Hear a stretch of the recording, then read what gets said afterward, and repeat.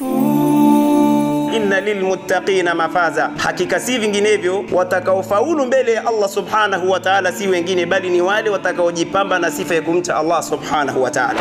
Ya ayyuhalladhina amanu, enyi ambao wamejipamba na sifa ya kumwamini Allah subhanahu wa ta'ala, ittaqullaha wa qulu qawlan sadida, mcheni Allah subhanahu wa ta'ala, kisha baada ya hapo semeni maneno mazuri, maneno ya sawa, maneno ya kumridhisha Allah subhanahu wa ta'ala. Mtakapojipamba na sifa hiyo, kipi mtapata kwa Allah subhanahu wa ta'ala? Allah akasema yuslih lakum a'malakum, Allah atakutengenezeni mambo yenu. Nani kati yetu sisi hahitaji Allah mtengenezee mambo yake? Lakini kubwa zaidi ya hayo akasema Allah subhanahu wa ta'ala wa yaghfir lakum dhunubakum, Allah subhanahu wa ta'ala atakusameheni dhambi zenu. Nani kati yetu hahitaji kupata msamaha wa Allah subhanahu wa ta'ala? Ya ayyuhalladhina amanu taqullaha haqqa tuqati wa la tamutunna illa wa antum muslimun, enyi ambao mmemwamini Allah subhanahu wa ta'ala, mcheni Allah subhanahu wa ta'ala ukweli wa kumcha Allah subhanahu wa ta'ala, na wala isije akawafika mauti isipokuwa mko katika taa ya Allah subhanahu wa ta'ala.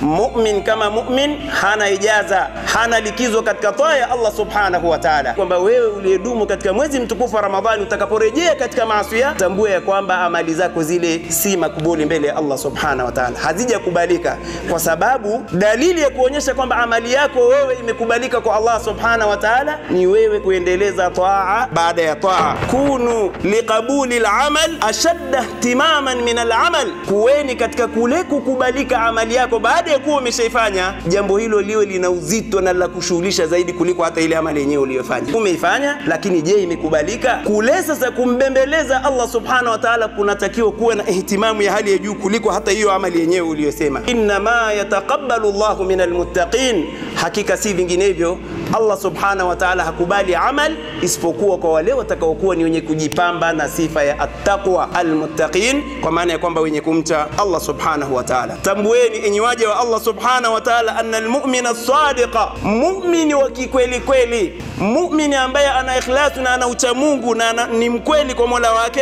haluhu ba'da Ramadhan, mu'mini huyu anatakiwa iwe hali yake baada ya kuondoka mwezi wa Ramadhan iwe ana mabadiliko ya hali ya juu, kwa maana ya kwamba asiingie katika Ramadhani alafu Ramadhani inaondoka kisha akawa hana mabadiliko yoyote yale, bali anatakiwa abadilike, atoke hali yake isiwe kama vile alivyokuwa kabla ya Ramadhani. Alihi athnaa Ramadhan, hali yake inatakiwa iwe ni kama vile ilivyokuwa hali yake ndani ya mwezi mtukufu wa Ramadhani. Muombeni Mola wenu mlezi, waqad wada'tum Ramadhana ay yataqabbala minkum salih a'malikum, muombeni Mola wenu na ilhali ya kwamba nyinyi mmeshatoka mmeshayaga Ramadhani, Allah subhanahu wa ta'ala akukubalieni zile amali mlizozifanya ndani ya mwezi mtukufu wa Ramadhani, wa ayaghfira lakum dhunubakum wa yutiqakum minan nari, lakini pia muombeni Allah subhanahu wa ta'ala akusameheni dhambi zenu, na pia vile vile Allah subhanahu wa ta'ala awe ni mwenye kukuachilieni huru na moto wa jahannama. Fala tufawitu ibadallah hadhihi alfadila, fadila hizi msije mkazipoteza hivi hivi, faqad la nudriku aman akhara, huenda mwaka unaofuatia